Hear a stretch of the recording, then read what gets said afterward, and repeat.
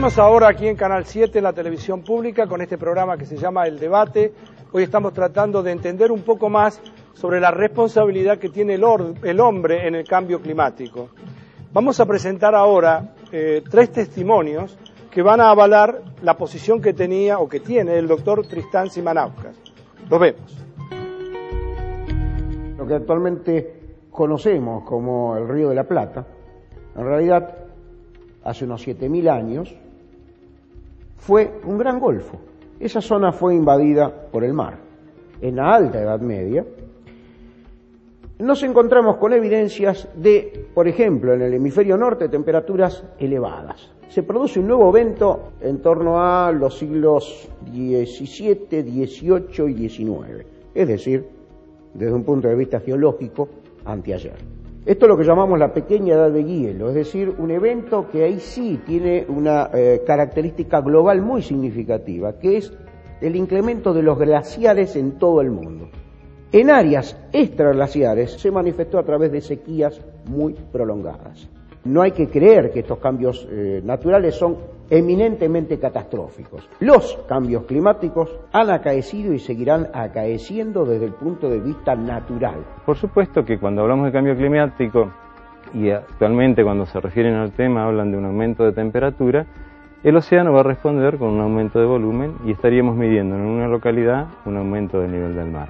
Estudios que se han hecho en mareógrafos, por ejemplo el puerto de Buenos Aires, el puerto de Mar del Plata, se ha observado que hay una elevación del nivel medio del mar a lo largo de casi una centuria.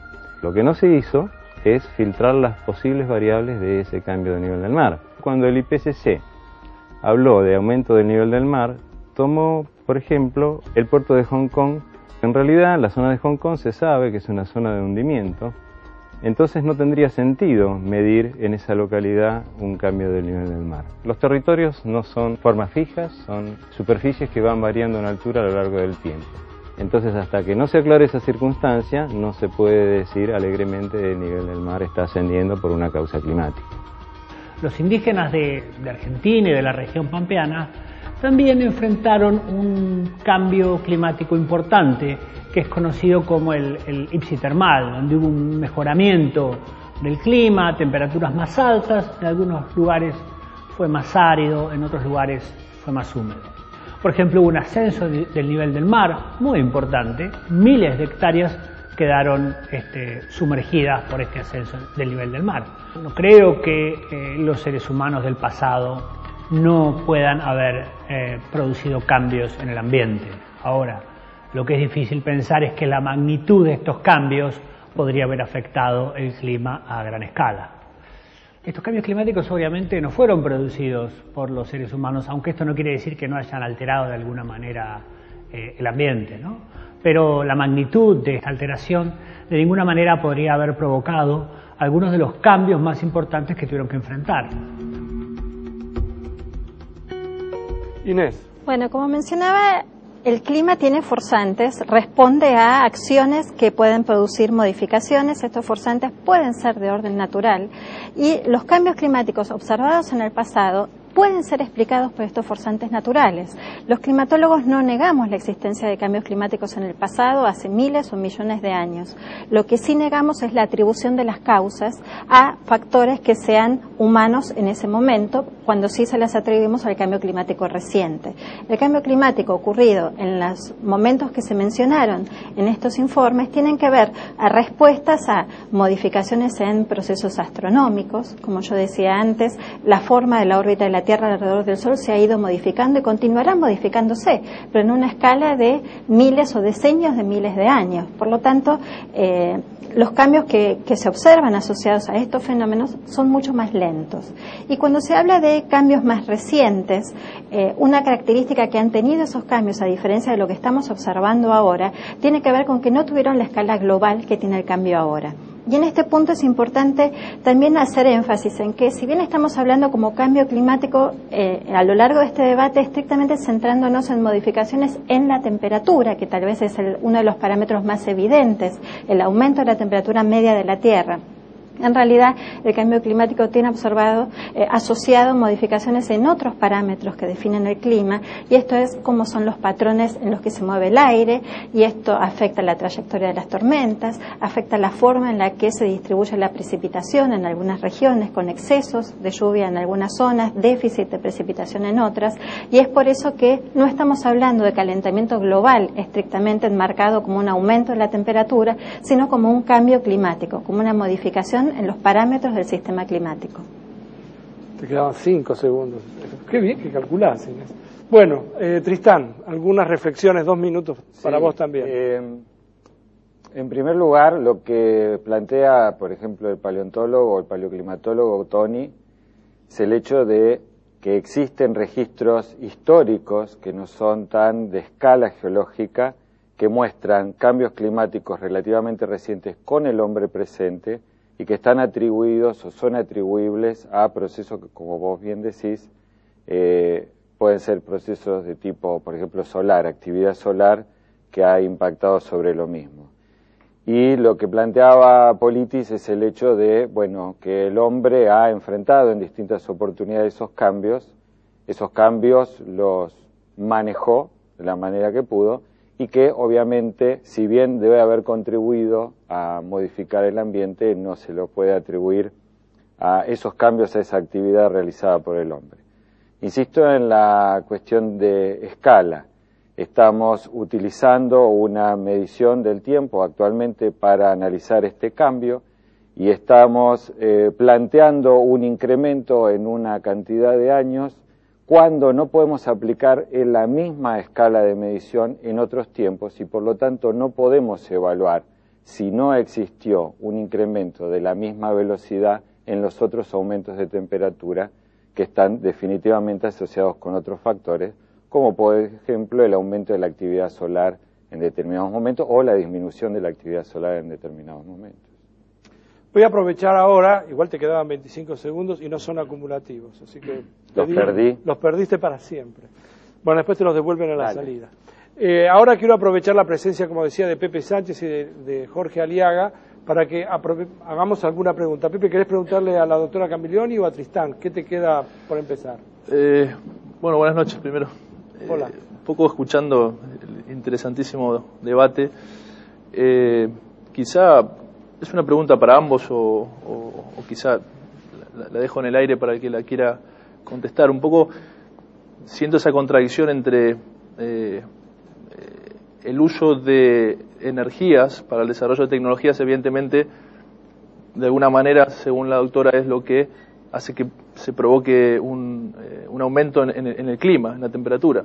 Por otro lado, necesitamos esa tecnología y esa energía para vivir. ¿Qué soluciones se pueden plantear o qué soluciones se plantean para que de alguna manera podamos coexistir, ¿no? Nuestro clima y el medio ambiente con nosotros mismos, que al fin y al cabo somos lo que habitamos el planeta y que de alguna manera tenemos que existir y tenemos que gastar energía para vivir? Está claro que el clima del planeta estuvo respondiendo al aumento de la concentración de gases de efecto invernadero que entran a la atmósfera por la quema de combustibles fósiles. Por lo tanto, cuando hablamos de mitigar el cambio climático, significa actuar sobre las causas, y esto tendrá que ver entonces con reemplazar las fuentes de energía que son masivamente utilizadas hasta ahora por otras que sean de alguna forma más amigables con el planeta y que permitan que haya un desarrollo sostenible. Así como estamos creciendo a la tasa de crecimiento en la que está aumentando la población, significa una explotación de recursos que no es sustentable a lo largo del tiempo. Por lo tanto, habrá que plantear nuevas fuentes para generación de energía. ¿Dónde podemos buscar esas fuentes? En recursos renovables, la energía solar, la energía eólica, la energía a través de las mareas, de las olas. Es en esas condiciones en donde tenemos que tratar de reemplazar los combustibles fósiles por otras fuentes.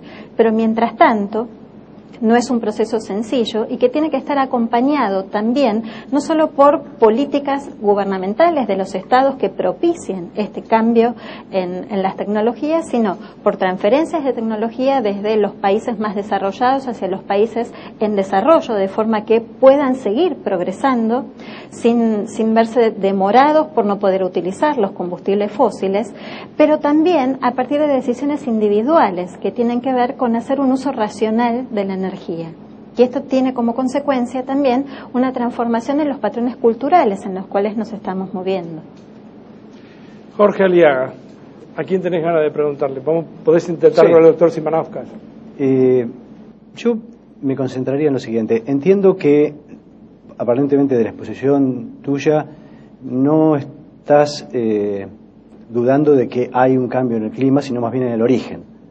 Entonces, la pregunta sería, muy bien, si no es humano, vos lo que estás diciendo es que han existido otras fuentes, y creo que es bastante evidente que ha habido cambios a lo largo de la historia del planeta, todo eso es aceptado por los dos lugares, digamos. La pregunta sería, muy bien, si no es humano, ¿ustedes tienen una teoría que explica, o simplemente dicen que podría haber una teoría, pero digo, ¿hay una teoría concreta que explicaría esto? En primer lugar, desde un punto de vista histórico, paleontológico, geológico, estaríamos saliendo de una era de hielo. De hecho, hubo posibilidad de volver a entrar en algún periodo frío, pero probablemente se trate del coletazo de salida de ese evento frío del que salimos hace depende de la región, 10.000 o 20.000 años. En segundo lugar, hay un aumento registrado de la actividad solar. Ese aumento de la actividad solar, si bien la actividad solar, la variación es poca, la actividad solar en el último siglo, a principios del siglo XX sobre todo, se ha incrementado a un ritmo que podría ser uno de los factores que está sumando a este proceso de calentamiento. Y sin duda, los gases de efecto invernadero también podrían estar contribuyendo, o sea, no niego la contribución del hombre y de los gases de efecto invernadero a este proceso. Lo que no puedo pensar es en una única fuente de origen de este proceso, ni como la fuente principal.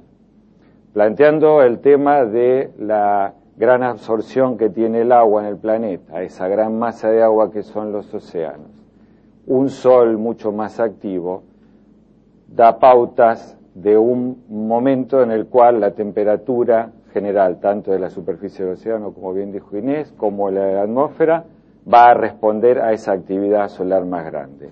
Si se suman algunos elementos más en la capa atmosférica con efecto invernadero, obviamente eso se manifiesta, pero no jamás el único elemento desencadenante y el principal desencadenante del calentamiento, el dióxido de carbono atmosférico. Es curioso, ¿no? Porque yo escucho las posiciones de cada uno de ustedes, obviamente no voy a opinar, pero estoy invitando a ustedes que están en sus casas, es decir, cuando uno escucha hablar a dos personas que tienen posiciones diferentes sobre algo que nos toca a todos, porque en definitiva, nos guste o no nos guste, somos todos habitantes de esta tierra. Y en todo caso la estamos pidiendo prestada a los que nos siguen. Y uno cuando muchas veces escucha hablar a dos personas por televisión dice, están hablando mucho, no es para mí. No, mire, es curioso, pero sí es para usted. Es para usted, como para usted, como para usted, como para todos en realidad.